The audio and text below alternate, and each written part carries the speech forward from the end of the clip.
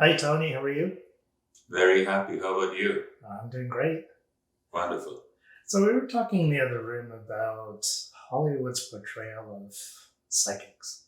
Yes. Right. Um, well, Hollywood is doing a great job of entertaining us. So, in the entertainment, they try to give us what may be the perception of some people that the psychic wears certain types of clothes and has an office that looks um, rather jazzy or whatever incense is going on.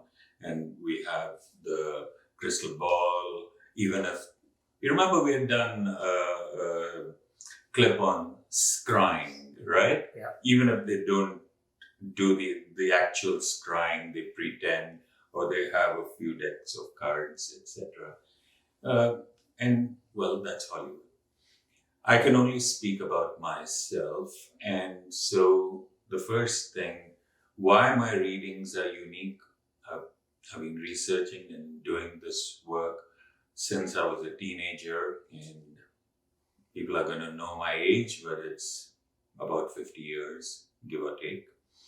And in these 50 years, thousands and thousands and thousands of palms I have read.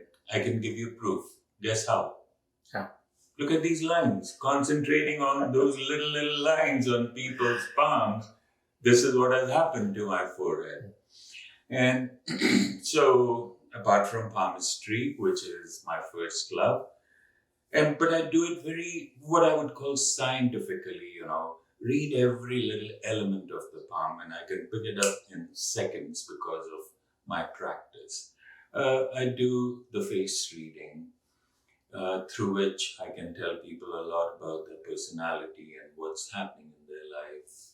The auras, which is connected to the chakras, so the chakras and auras to tell them what's happening within them emotionally, spiritually, even physically at times, though I don't give any medical advice.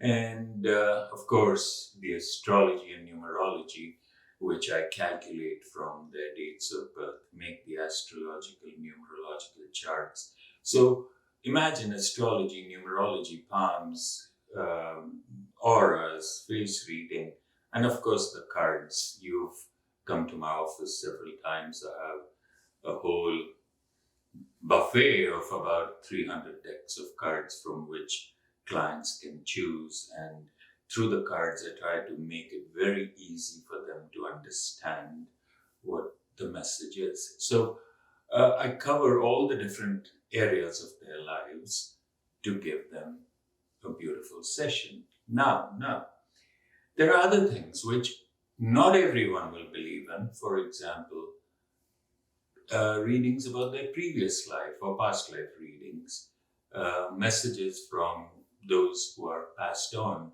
the loved ones, and such other things which go deeper, but it's up to my client only whether they believe in something or not.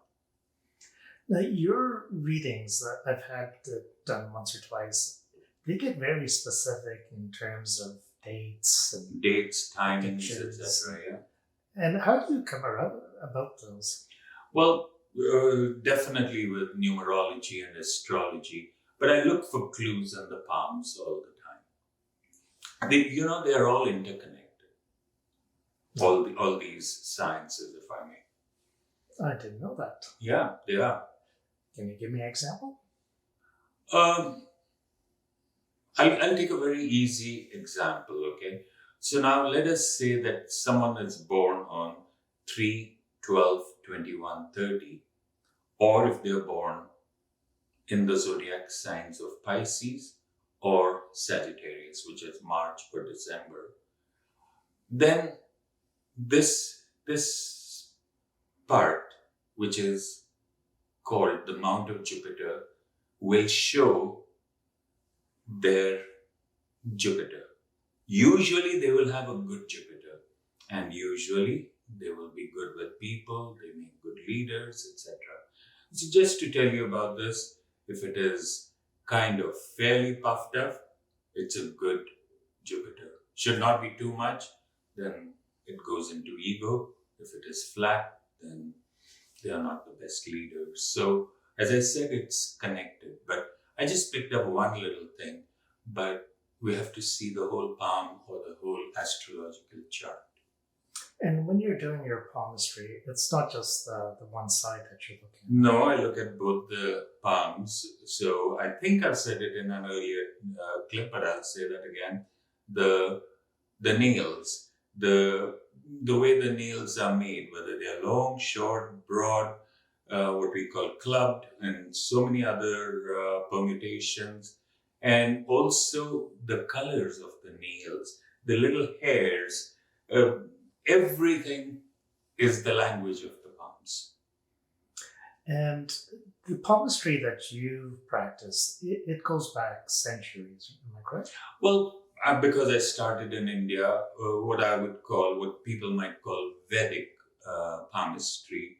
Of course, it started probably thousands of years back, and we have to make it more modern. So if something was written in a particular way for those times, then I try to make it more for today and what's to come tomorrow.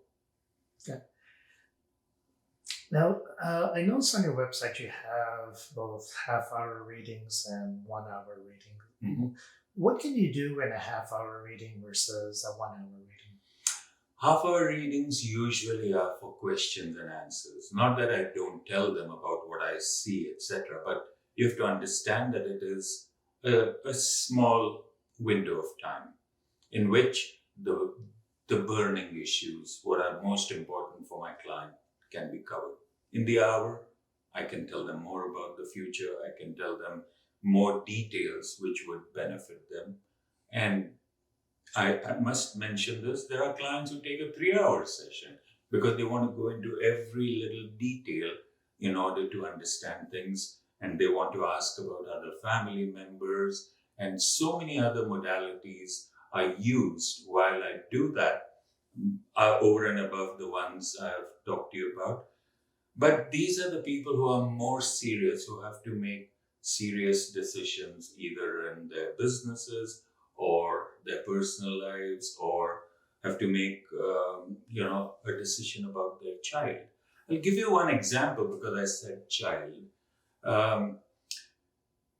I had a couple come with their daughter who was a super genius with the violin, and they had to make a decision whether they should take a big loan on their house and buy this very expensive violin so that the child gets an opportunity to become the professional she will be. And of course, I said yes, they did it. And today, no names, but she is a known violinist in the world. That's amazing. I didn't know you can get that much detail. Yes, I can. And if I want to book a reading, how do I get a hold of you? Very easy. You can go on my website, tonyuberoi.com, or you can call or text on my phone, 416-829-5750. That's amazing, Tony. I think I'm going to book a reading right now. Sure. Thanks a lot. Thanks, Tony.